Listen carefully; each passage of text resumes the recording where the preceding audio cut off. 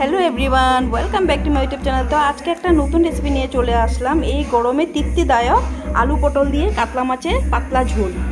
तो रेसिपिटा যদি আমার ভালো লাগে অবশ্যই কমেন্টে জানিও, লাইক শেয়ার সাবস্ক্রাইব করতে একদম ভুলো না। দেখো কত সুন্দর হয়েছে আমার পাতলা ঝোলটা, খেতেও দুর্দান্ত হয় এই গরমে। তো আজকে ভিডিওটা আমি এখানে শুরু করলাম, দেখো পুরো ভিডিও স্কিপ না করে।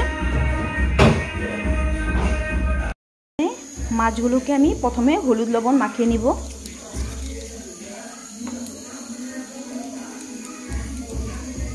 আর এখানে আমার পাতলা ঝোল বানানোর জন্য আমি এখানে সবজি কেটে নিয়েছি, পটল লম্বা লম্বা করে পিস করে নিয়েছি, আর এখানে আলু আর আমি একটা মূলো দিয়েছি। তো আমি প্রথমে মাছগুলো ভেজে নেব। কড়াইতে তেল দিয়েছি, ভালোভাবে হলুদ লবণটা মাখিয়ে নেব।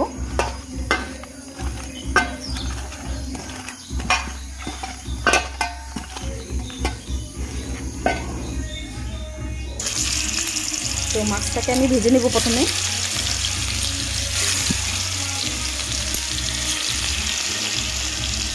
মশলার জন্য আমি এখানে আদা টমেটো কাঁচা লঙ্কা একটা পেস্ট বানিয়ে নেব।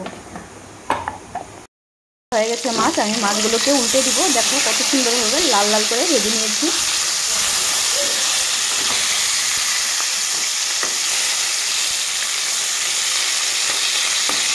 তো বাকিগুলো আমি এভাবেই ভেজে নেব। হয়ে গেছে, নামিয়ে নেব।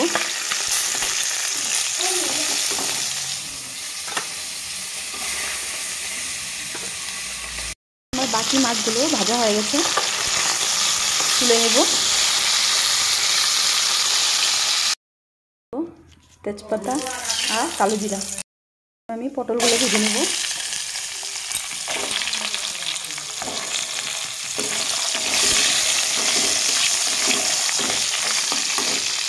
আমি আলু গুলা সিদ্ধ করে রাখা এটাও দিয়ে দিব। বাকি সবজিগুলো একসাথে ভেজে নেব। স্বাদ অনুযায়ী নুন, হলুদ গুঁড়ো ভালোভাবে নাড়িয়ে করে নেব।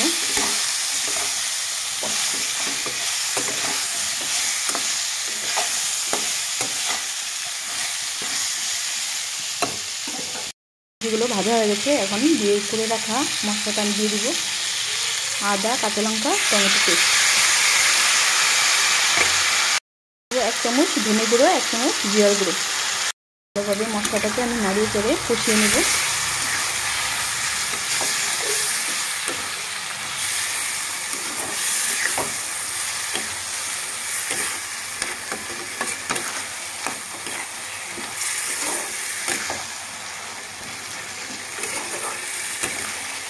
তো মশলাটাকে আমি কষিয়ে নেব ভালোভাবে। মশলাটাকে ভালোভাবে কষিয়ে নিয়েছি, এখানে তেল ছেড়ে দিয়েছে। তো এখন আমি ঝোল দিয়ে দিব।